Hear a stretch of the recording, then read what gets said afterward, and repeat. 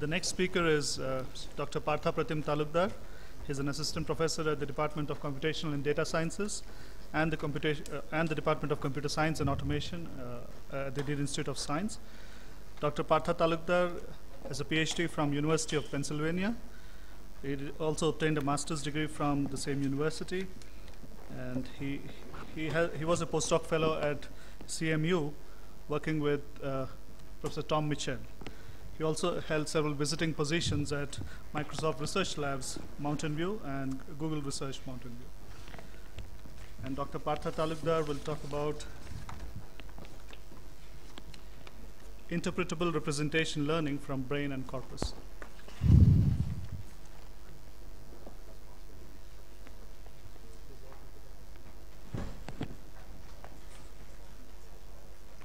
Sorry.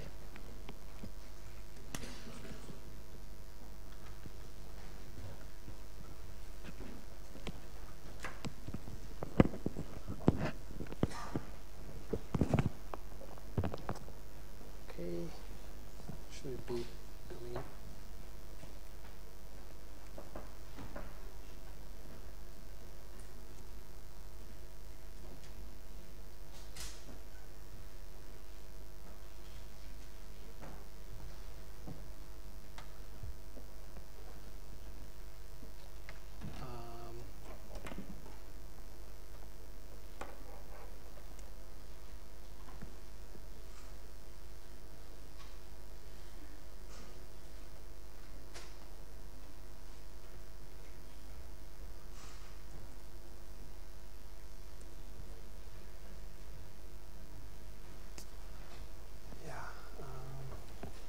So we don't have DVI connector, right? Okay. It's a Mac one, yes.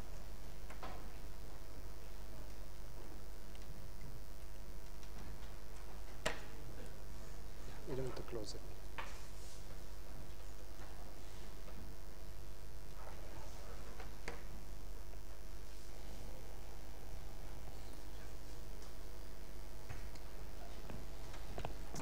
Okay, so everyone can hear me, right? Great. So sorry for the glitch with the connector.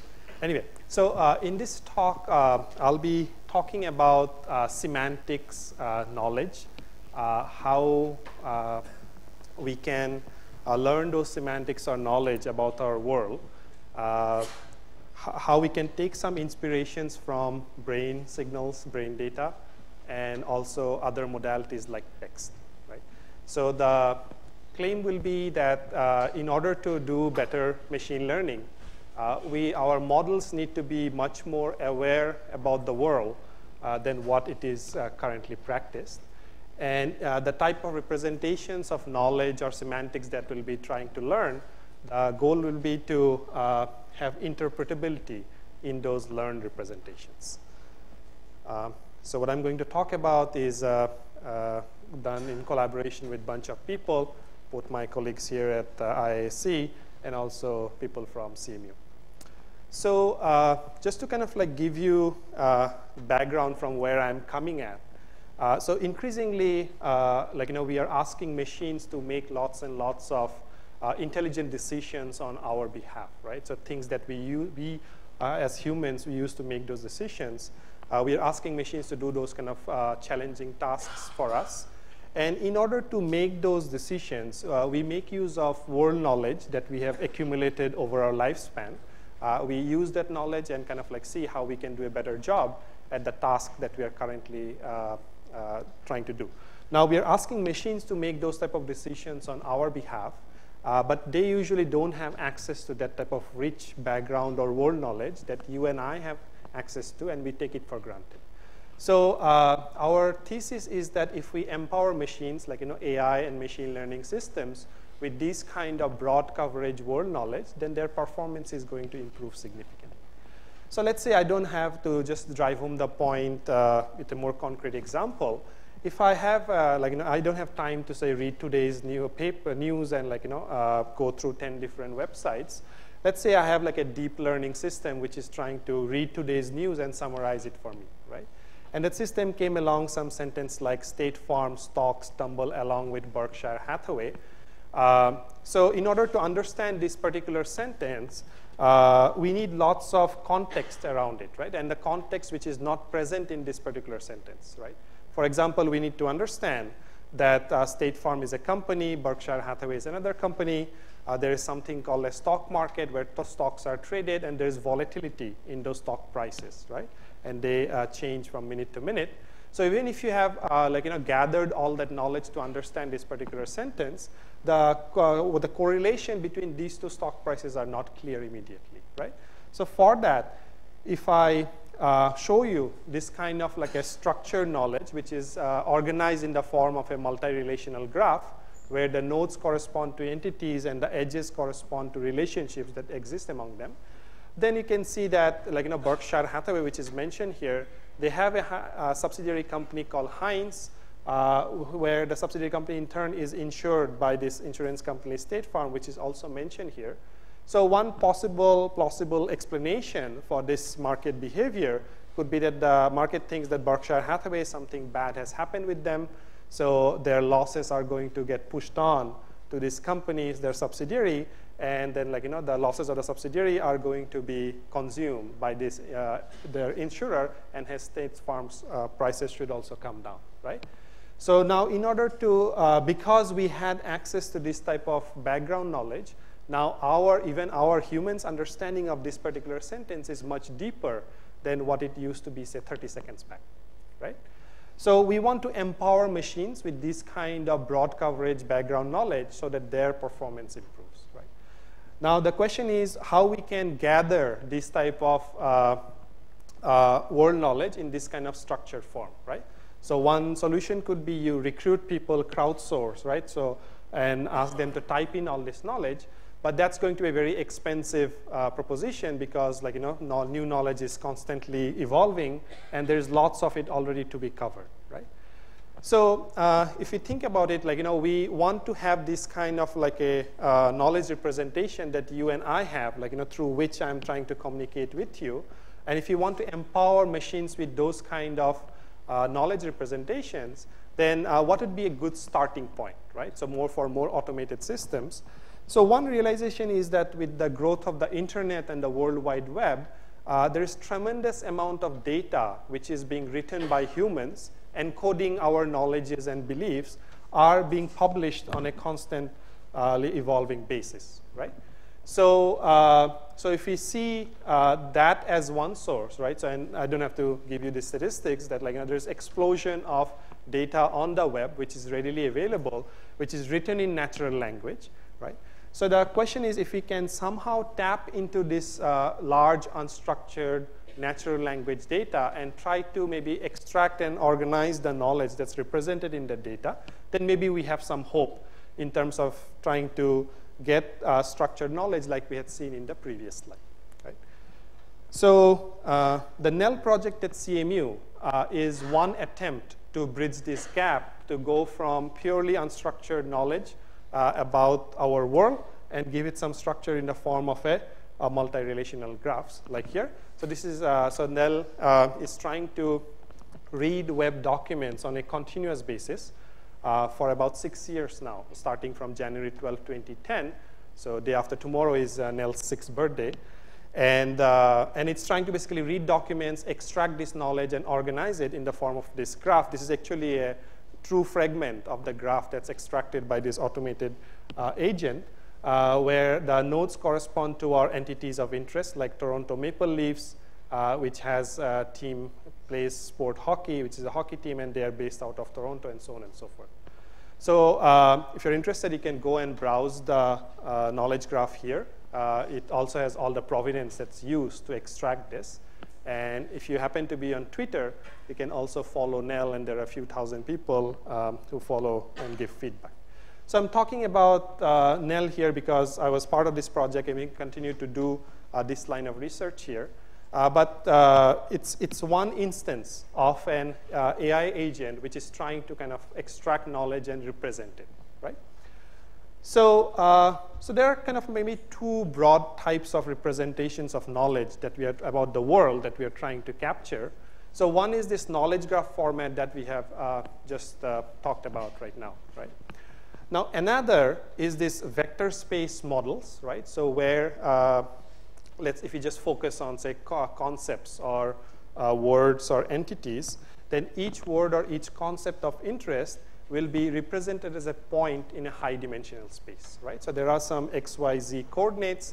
Now, this is just for illustration purposes, but in practice, you will put them in a much more higher dimensional space. So they will be point in some vector space, right? So we've been talking a lot about deep learning methods, right? So the hidden layer representations from these deep learning methods could also be thought of as a point in a high dimensional space. So say this point here could correspond to the representation learned by a deep learning system in this kind of a vector space, right? So there are these two forms of representations of knowledge. One is in a graph form, another in a vector space form. But one of the problems is, so one nice thing about this graph form representation is that they are very interpretable, right? So they are basically sharing the same language that you and I have in how we can represent this particular knowledge. For example, we can readily identify what entities are there, what relationships, what concepts are there, what relationships are there among those concepts, and so on and so forth, right? But most of these vector space models, which are automatically learned, right? So right from starting from SVDs to deep learning methods, even though they are very good in making predictions, if you want to use them in some predictive tasks, they are very successful, and we have heard lots of successful examples already. But if you want to look at the latent dimensions, right? So each point is represented as a high dimensional space. If you look down one of those coordinates or latent factors that are induced, they unfortunately are not very interpretable, right? So if you want to kind of assign some labels to it, so humans looks at, say, the top ranking members, so that's not very meaningful. That's what the experience has been. And that results in a much less interpretable model overall, right? So because if you use those learned representations in your prediction task, and say the model, your classifier says that for this particular prediction, I trust feature number 35 a lot, right? Because I gave it a high weight. But if you don't know what that feature number 35 is, then you don't know, why a particular decision was made, right? So that's a big problem in terms of understanding how these kind of models work. And one of the contributing factors towards that non-interpretability at the model level could be non-interpretability at this representation level, right? So that's one issue. So the question is, and also, by the way, you should not think that there is a strict dichotomy between these two types of representations. There is active research, and we do quite a bit of that in our lab as well, in how we can go back and forth between these two types of representations of knowledge, right? So how, in this direction, it could be that how I can find representations for these nodes in this multi-relational graph in this high-dimensional space about these edges, or if I have embeddings here, by the way, these vector space models are also called embeddings, and how we can use those embeddings to, say, learn, this graph structure. But if you come in this direction, you tend to lose this benefit of interpretability that you have in this kind of a graphical form. So one of the goals of this talk will be to motivate you that interpretability is important, and outline some methods which tends to learn more interpretable embeddings compared to others. By the way, the motivation I presented in terms of, say, a classifier, but I think the need for interpretability is even more when you are working in a more exploratory or discovery type of settings, where you are trying to understand the structure in the data, and then the groupings and factors that you're learning. If those are not interpretable, then the whole enterprise is questionable. So, so now, you are trying to kind of learn representations that are interpretable. Now the question is, where do we, what kind of inspirations we can draw? So, firstly, we are, so we as humans, we probably have a very good representations which is useful in doing lots and lots of different tasks. So, and if you look at it, we, this text data that I've been talking about, the documents, web pages, blogs, tweets, and all, those are not machine generated, right? So those are humans have been writing all those documents. And that way, natural language data is somewhat different from other modalities like images and videos, because those modalities are captured by devices, right? So the camera captures those things, or your camcorder records the data. But text data is somewhat unique in that sense that it's coming from the human brain to the most extent, and we use it for communication, so we are not going to be as verbose or as comprehensive as, say, image data, right? So the need for knowledge, because each instance itself is used for communication, is much higher in this particular case. But anyway, so this text data is, say, one view, because this is kind of like, say, a generative model that's generating all this data. Now, with the advances in fMRI and brain imaging techniques, we also have access to this kind of neuroimaging data, right? So in these different modalities, like, say, EEG, MEG, or fMRI. So we have one common source, right, where there is kind of like a nice representation, hopefully. And we have these two views to do these two data sets, right, or these two modalities. So the question is, rather than looking at these modalities and trying to extract and organize the knowledge representations from them in isolation, can we look at them jointly, right? And through that process, can we discover more interpretable representations of concepts that we are interested in? Okay. So that's kind of like the goal of this particular talk. And I'll be using rather loosely and interchangeably the notions of semantics and knowledge and representations. Right? So any questions so far? What I mean by interpretability or anything? You have? OK. It just sounds like the ability to graphically map your embedded data to your graph is not very important. But when you use information, so yeah, so here we are kind of like, so we will be kind of like sticking with the vector space models for now, right? But here the goal will be to learn, not kind of like go back and forth between the graph and the here, but discover these kind of basis vectors which are interpretable, right? So if someone looks at high-ranking members along that dimension, then maybe you can assign some labels there. So yeah, so for this purpose, for this talk, we'll be looking at interpretability in these kind of vector space models. Okay, so what does like semantics or knowledge in the brain mean, and what kind of questions we'd like to address specifically in this particular talk? So one could be that if I show some stimulus words or concepts to my subjects from which we are collecting brain imaging data, then one question will be like, which parts of the brain get activated, or what is kind of like a neural representation for different concepts or different attributes, right? And maybe if I'm able to predict what a person is trying to read or is reading based on his brain activation data, then maybe kind of that's one model that we can think of. But we don't want to represent or find representations for each word, treating that word itself as the atomic unit, right? Because in that case, I have to collect lots and lots of data for basically for each individual word. I have to collect brain data and kind of get neural signatures for that. So that's not really scalable. And then also, I will always have finite amount of brain collected data. How do I generalize from them and then find neural signatures for previously unseen word data, right? So these two things kind of require that we look at some representations or collect data which is not at the word level, but at or look at features which are at sub-word level, right? So as I said, there are too many words, and I can't possibly collect representations for each and every word. So we need to look at this problem in a different way. Right? So one possibility could be that, for each word, I maybe come up with some features, right, that I use to describe that particular word, and then try to link those features that I have, say, initially hand-coded, and try to learn representations for them using machine learning techniques, right? So if I learn those neural signatures at that kind of feature level, then probably that's going to be more generalizable. So what do I mean by that? Let's say, we have these three stimulus to people, and we say that this is alive and this is edible. The second one is not alive, but it is edible. But then just using these two features, now I can also describe this new instance, which is neither alive nor edible, right?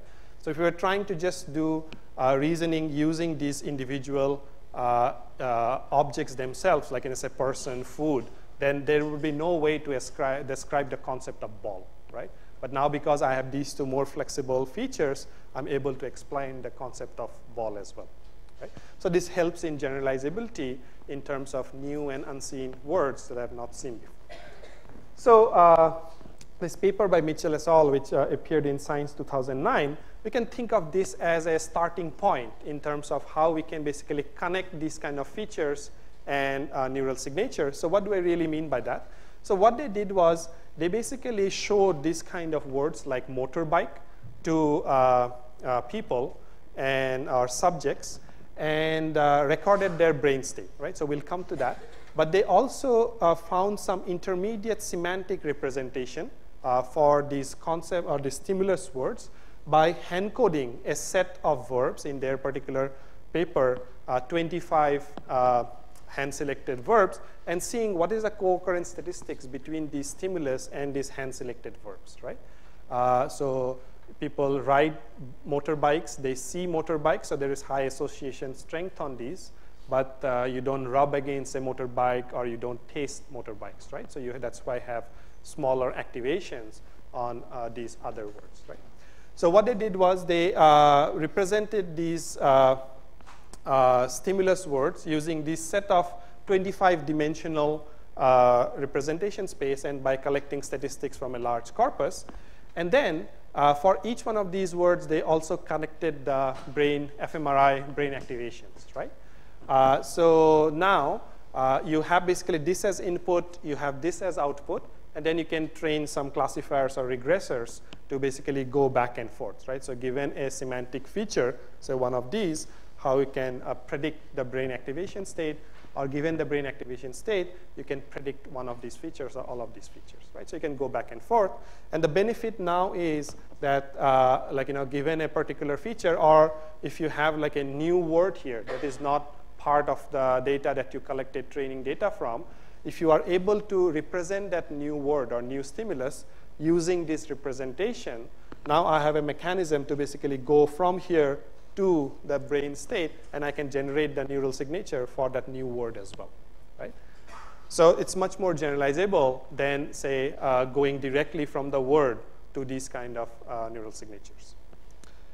Okay, so this kind of like assumes that like the semantics that we are trying to capture is nothing but these kind of like a vectorial features, right? So the question is, can we measure semantics? So we saw one example of that there. So now say if we have like, the concept of fruit, we can maybe have represent two dimensions here. One says like contains seeds, the other says like is found in salads, right? By using these two dimensions, we can say that like, apple, pear, and oranges contain seeds, but they're not usually found in salads, let's say. And tomato and cucumber both contain seeds and are found in salads. And similarly for lettuce and carrots, so they don't have too many seeds, right? So the question is whether we can learn those kind of representations by mining lots of text data, right?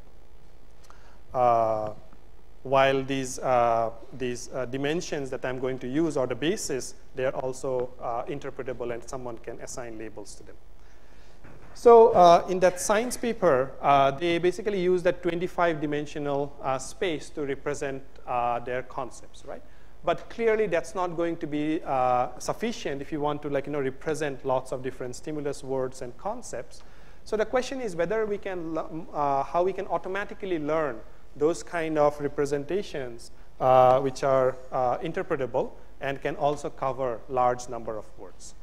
So that's what we are interested in, is how we can discover representations from by mining corpus data. So first we'll look at how we can learn representations by mining corpus data. Then we can see how we can learn interpretable representations purely from text data. And then finally we'll go and see how we can combine text and brain imaging data to learn these kind of interpretable representations. Okay? So with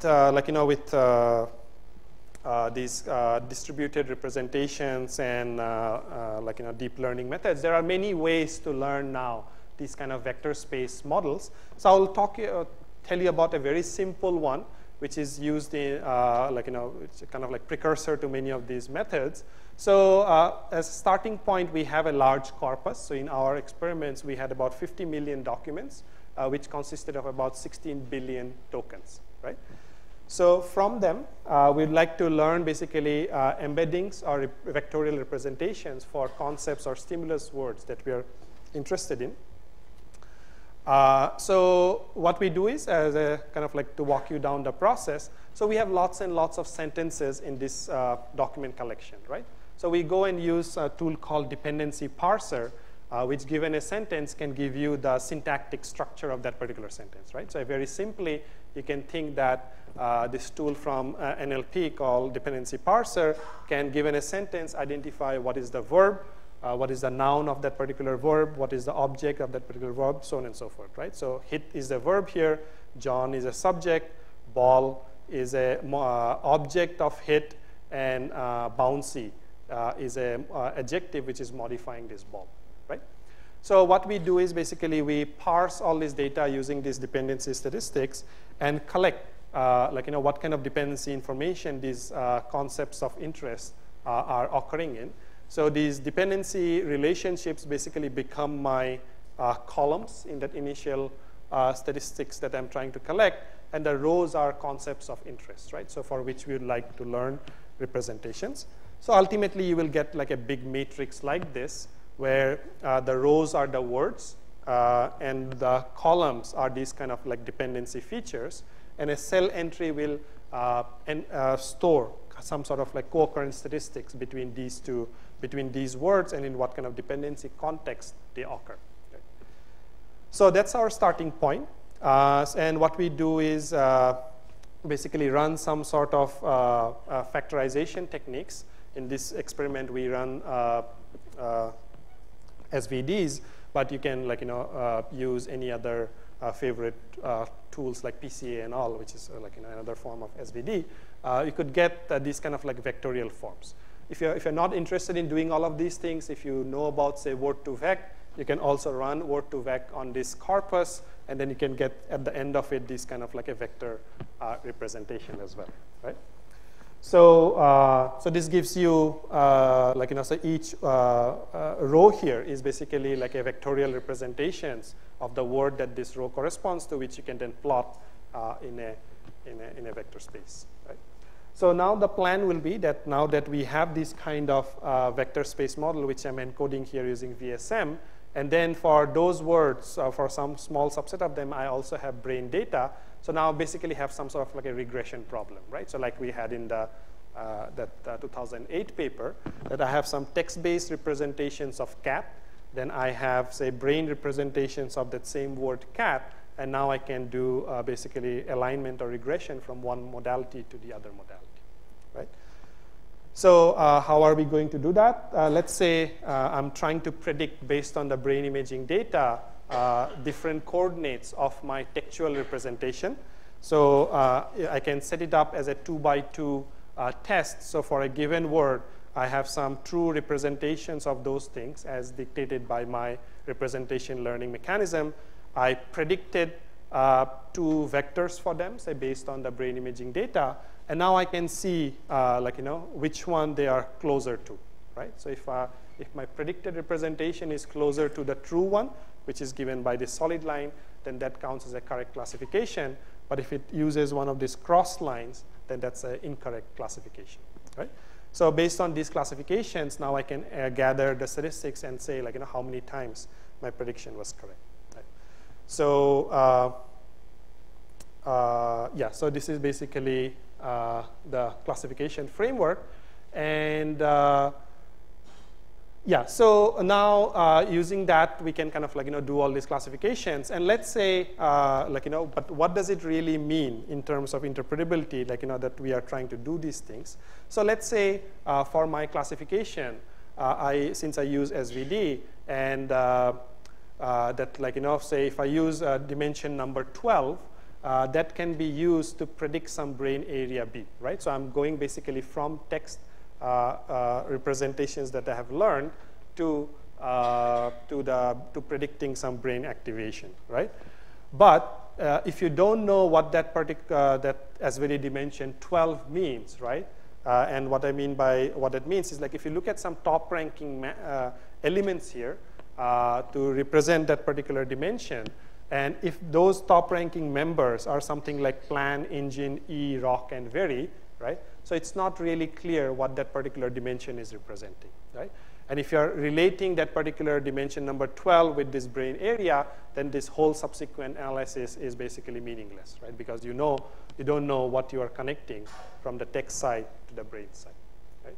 So this calls for learning representations which are more interpretable at that latent factor level, right? So that's what I'm going to talk about, one particular method to do that in this second part. Okay, so we have this kind of like, initial matrix X. So that could be your co-occurrence statistics matrix that we constructed previously, or it could be one of the say, deep learned representations that you're using currently, right? Because in both cases, if you stack all your instances or words together, you are, for each one of them, you have some vectorial representation, so you're going to get this matrix form X, right? And so the goal here will be to learn some new representations which are stored in this matrix A. And we'll try to basically reconstruct X as a factorization of A times D. Okay? So you can think of it as so this is a matrix factorization problem, right? So you can think of it as like I'm posing the problem as some sort of realignment of bases, right? Where I'm trying to learn this new basis in this matrix D, where the rows of D will correspond to those new basis elements, and the columns of A will correspond to kind of like the loadings for those bases in my new representation, right? So you should note that the number of rows here is same as the number of rows here, right? So if I have a, say, d-dimensional representation here, where D is the number of columns here, I will have like a k-dimensional representation for that same word by looking at the corresponding row in this matrix A. Okay? Now k, which is the number of columns here, will be significantly smaller than the number of rows here, so that you could potentially get some sort of dimensionality reduction as well, right? So you should just keep in mind that my initial representations for my words were rows in X, but now those new representations are given by the corresponding row in A, okay? And we want to learn, make sure that the representations that are learned here, essentially the columns, so columns will correspond to different latent features, so you want those latent features to be interpretable. Okay?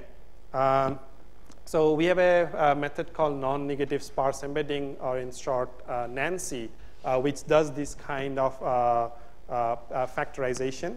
So if you're familiar with dictionary learning or sparse coding, you might find these kind of things familiar. So what we are trying to do here is that we are, without going into the math, we are trying to factorize this matrix X as a product of A and D with two additional constraints. One is that we want to learn these new representations that we are trying to learn. We want them to be sparse, right? So each row in A needs to be sparse.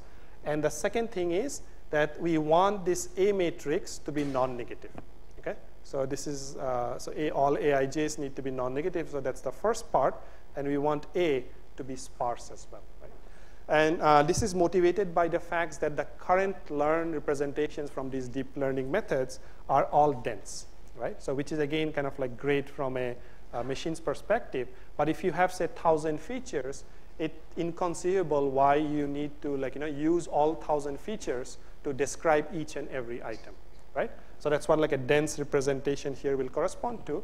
So what we are trying to do here is force the factorization to select small number of representations to describe each and every word. So that's hence the number of loadings on each row needs to be small. That's the sparsity part.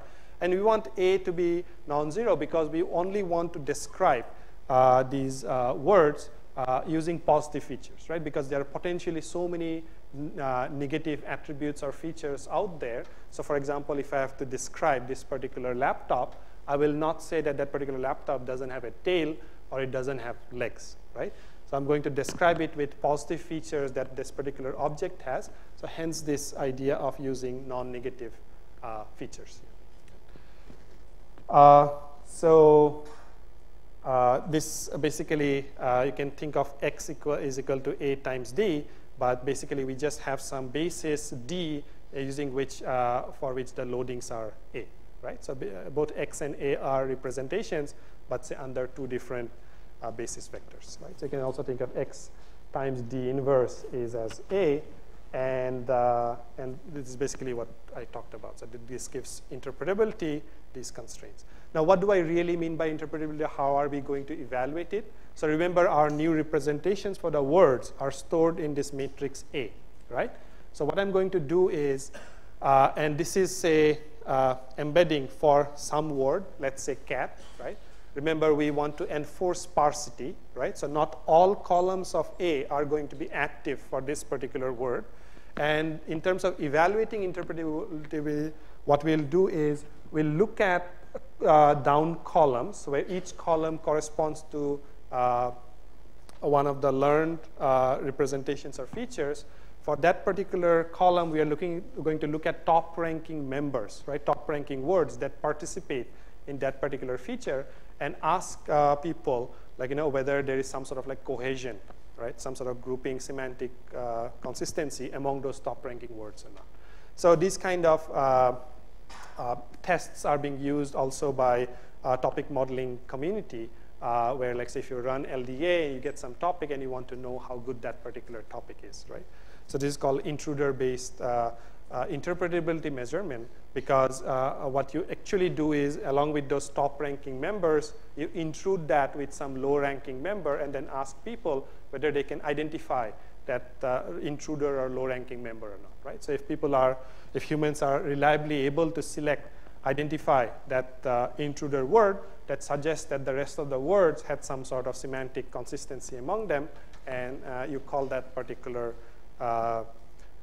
dimension to be interpretable. So we ran these kind of intruder-based tests to evaluate interpretability and compared against SVD-based baseline. So we have also tried it for other, deep learning-based representations, and the story is similar.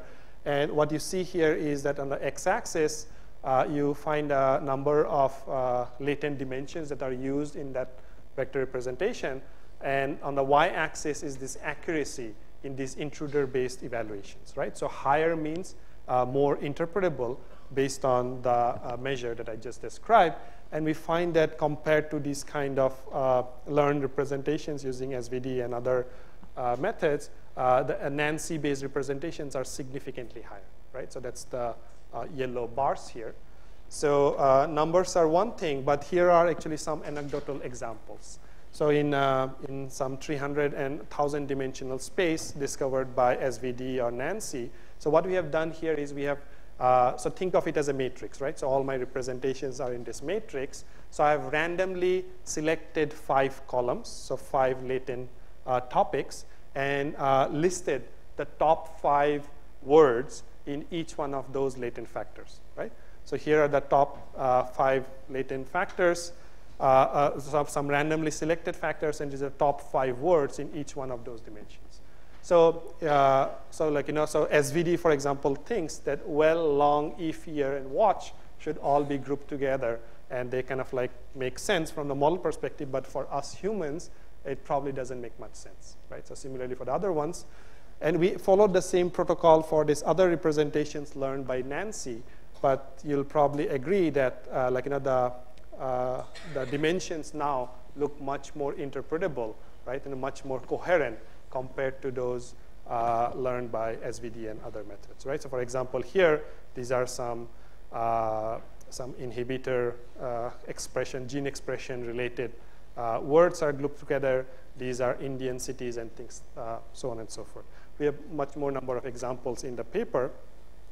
So, so we also applied this kind of learning interpretable representations, but trying to represent questions in social Q&A websites like Quora, Reddit, and Stack Overflow and all. And again, we find this kind of nice interpretable groupings using Nancy compared to, say, other. So in this particular case, we use topic modeling techniques like LDA.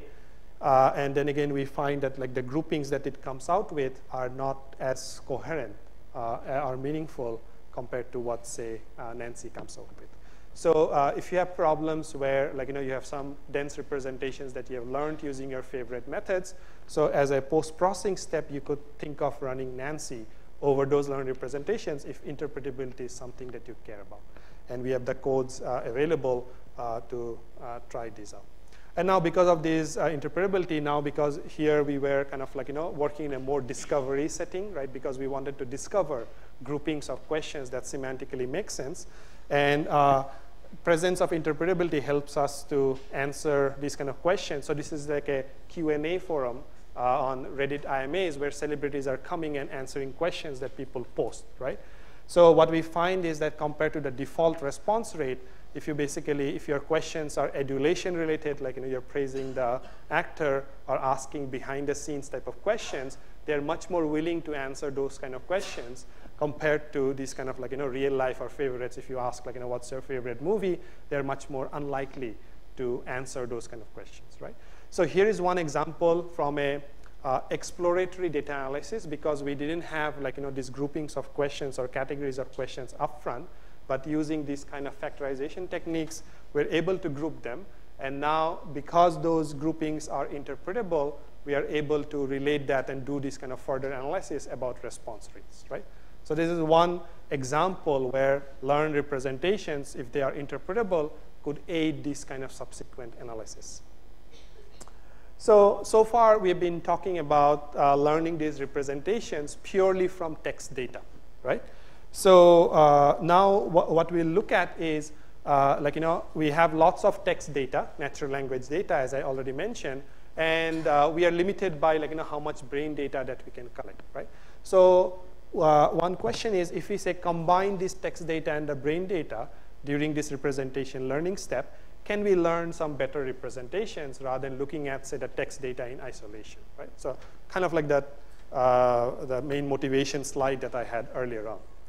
So as I mentioned, so far what we have done is, you can think that these humans or the human brain is generating all these different types of data.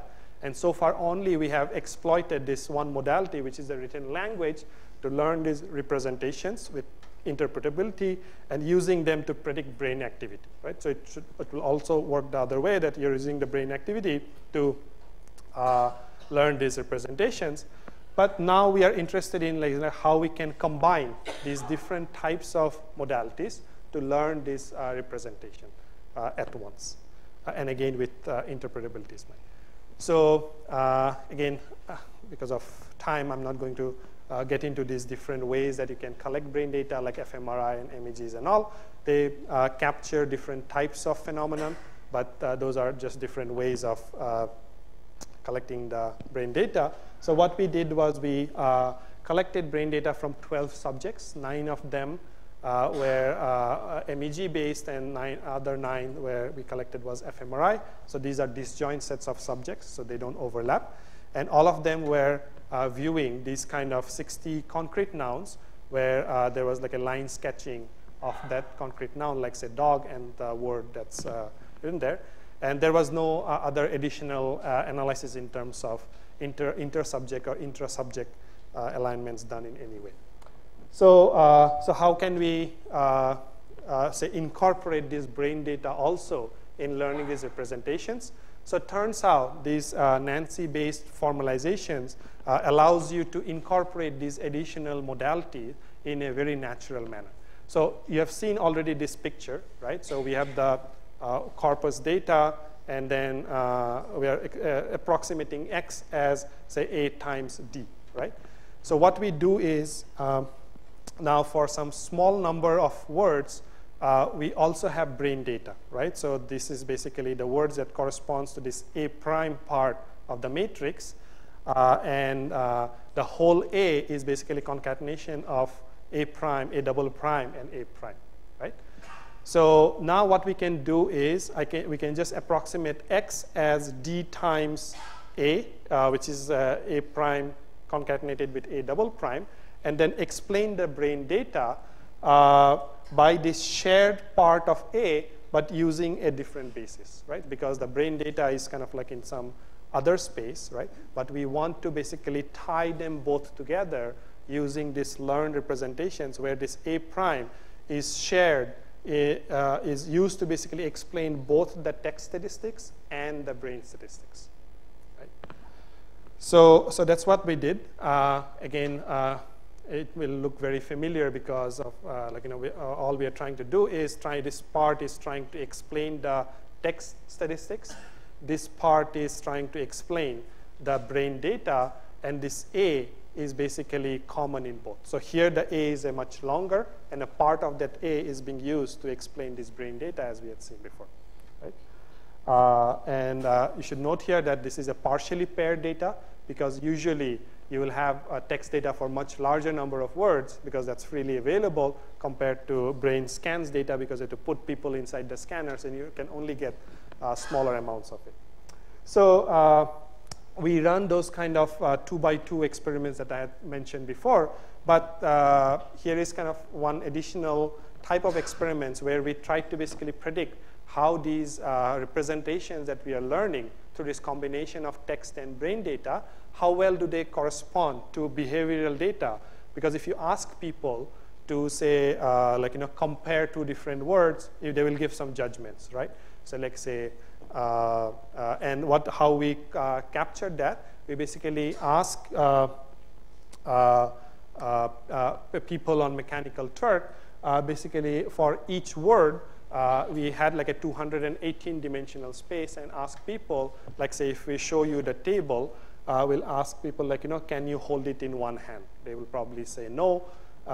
Is it alive? You will say yes, and you will say, is it bigger than a microwave? You'll say yes, right? So things like that.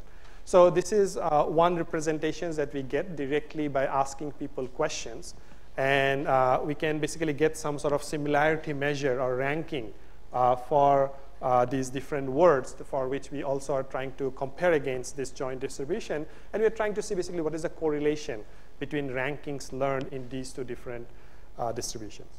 So what you see here is on the x-axis, these numbers represent the, how many latent factors were used in these different experiments. And the y-axis is the amount of correlation between these learned representations against the behavioral data. So what you find is that the representations that are purely text-based, so this is the yellow bars here, those are significantly less correlated to the representations which are also influenced by not only text but also that brain data, right? So one way to visualize this is that, or conclude from here, is that uses of the brain data while learning these representations which are interpretable helps you learn representations which are better correlated with the human or behavioral data that we collected by asking people questions. And we also went and looked inside the latent factors that are learned in this kind of like this joint model, and we find that it's not the case that like different parts of A are explaining these different modalities separately, right? So the same latent factors are used to explain both brain and text data. So there's some sort of integration happening between these two modalities. And we also find evidence that because of the incorporation of this brain imaging data during this latent factorization, it also affects the representations of words for which we did not have brain data, right? So that way, this additional brain data is able to influence the representations of words for which we didn't have brain data to start with. So one nice thing about this, this D matrix is that because each row in D is basically a basis, and that's represented using, again, the voxels, right? So that helps us in visualizing what this representation is meaning. Because if you think in terms of brain data, so here are, say, the stimulus words. These are the voxels, right? So if you say, like, this is n times k, this A is, again, n times D, and then you have D times K, right? So each one of those rows in D, again, is in the same space K, which is like, or in the same space as D, which is basically in that voxel space. So that helps us in the visualization. So we can look back and see what those learned basis vectors are representing.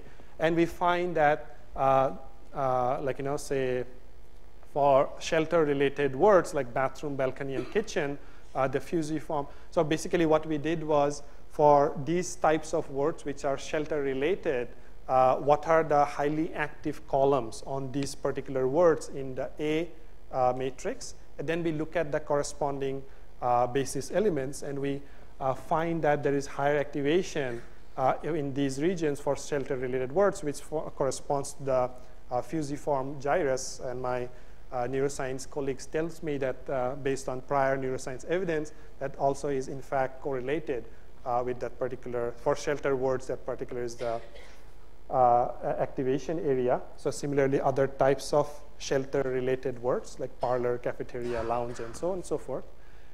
Similarly, for food-related words, we find high activation in this gustatory cortex.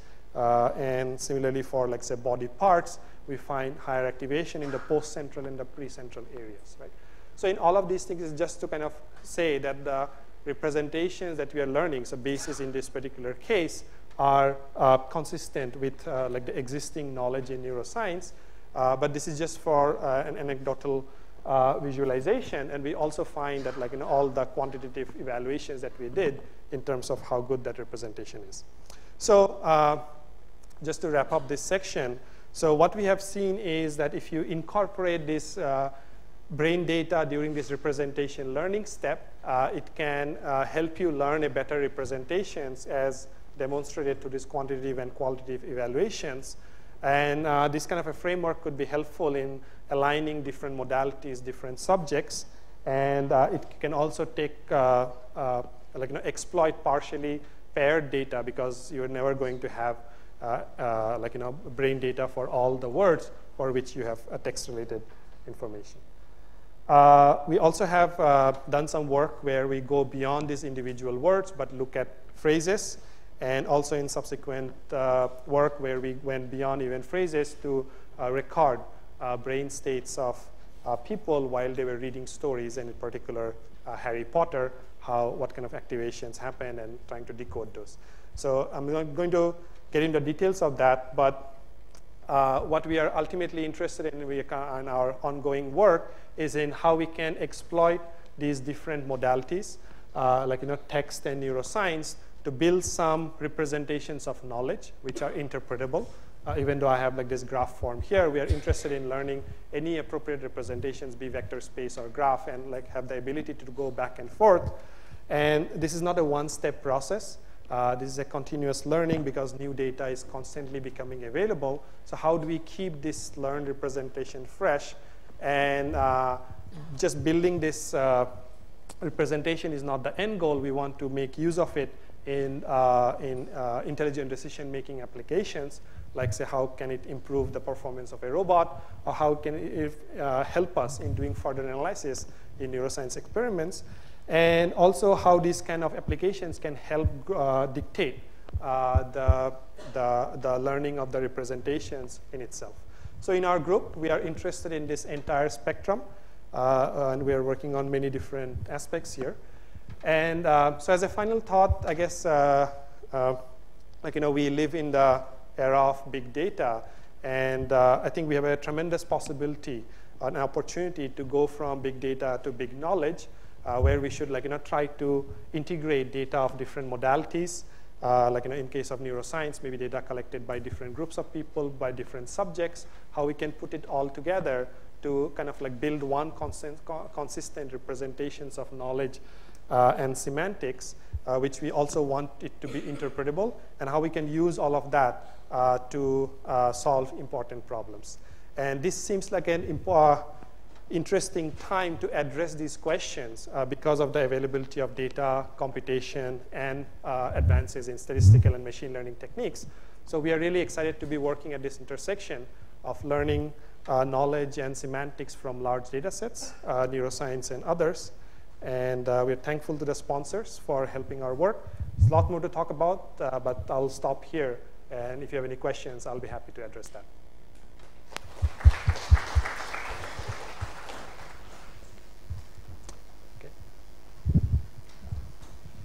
On slide 45, are you following a block design for fMRI protocol? 45. So what is the question? Sorry? So is this a block design experimental paradigm? Block design? Yeah. So what we did was basically, so I'm not really sure what you mean by block design. So where you specify a word for, a block for each word. Yeah. And then you repeat the stimuli. And in between the blocks, there is some other stimuli. And in between those blocks, there are some resting period as well. Yes, yeah. So in this particular case, I think people were shown these line drawings, and I think like the word was also there. And they were asked to basically focus on this particular stimulus and then have like a resting period and then move on to the next one. Okay. And on slide 51, yeah. Where you showed the correlation results. Yeah. So these are fMRI results or MEG results? These are fMRI. fMRI. Yeah. Okay. So are you following any? Yeah. Go ahead. Yeah. You can please. Yeah. These are fMRI results, and I'm not sure whether we looked at the MEG basis as well, but we see repeatedly these kind of correlations, at least for the fMRI ones. So, are you following any graph theory analysis also for fMRI or MEG? Graph theory? Graph theory analysis of these words, basically, which region of the brain is basically linked to what? Yeah, so that's what we kind of like discover automatically, right? Because these are automatically induced and these are not specific to any particular task. But what's interesting is that like we are able to basically discover or learn these bases even though we didn't have explicit signals for them. Maybe one question here. Yeah. Most of the example that you gave were objects like which were edible or which were related to senses mostly. I was curious about what about words like good, bad, beautiful, which changes from, it depends on person's experience. Right. Both in terms of the brain data that you observe for them and also do they really map to a sparse A in the decomposition that you do? Right, so those are definitely harder cases, right? So here we have kind of like focused on concrete nouns and objects, which are kind of like more easily representable using that. And also partially because of the initial, that 2008 paper started off with these 60 concrete nouns. There are subsequent works on using those more abstract concepts. And when we also went to like, not just words, but sentences, many of those things are there. But those are definitely harder. But here the analysis is kind of like focused on concrete nouns. One last question here. Yeah. If I'm not wrong, the interpretability was the result of some useful constraints you imposed on the learning, right? Yes. So the constraints, non-negativity, sparsity. Right. So is there a possibility for better constraints? They were nowhere related to interpretability directly, right? Yeah, so these ones? Yeah. Yeah, I mean, you can kind of like explain why they may help. So one explanation is that if you don't have those kind of constraints, it's like a severely under-constrained problem. There are lots of degrees of freedom in the model. And I mean, these are non-convex problems, right? So there are like lots of local minima there. And so if you don't constrain them well, then like, there are lots of degrees of freedom. So like, the factorization will probably like, combine lots of attributes here and then try to explain away, like, deduct some of those things in some other dimensions, right? Yeah. Are there any better constraints that are directly related to interpretability? So I mean, so that's kind of like that's part of like ongoing investigation. So some other things we have found is if you impose orthogonality constraints in the learned basis or in the learned representations A or D, that also kind of like helps. But we haven't found kind of like an objective function for interpretability as of now. So if anyone has bright ideas, I'm all ears for that. Yeah. So maybe we'll take the other questions over coffee break. Let's thank Dr. Partha Talukdar for a wonderful talk.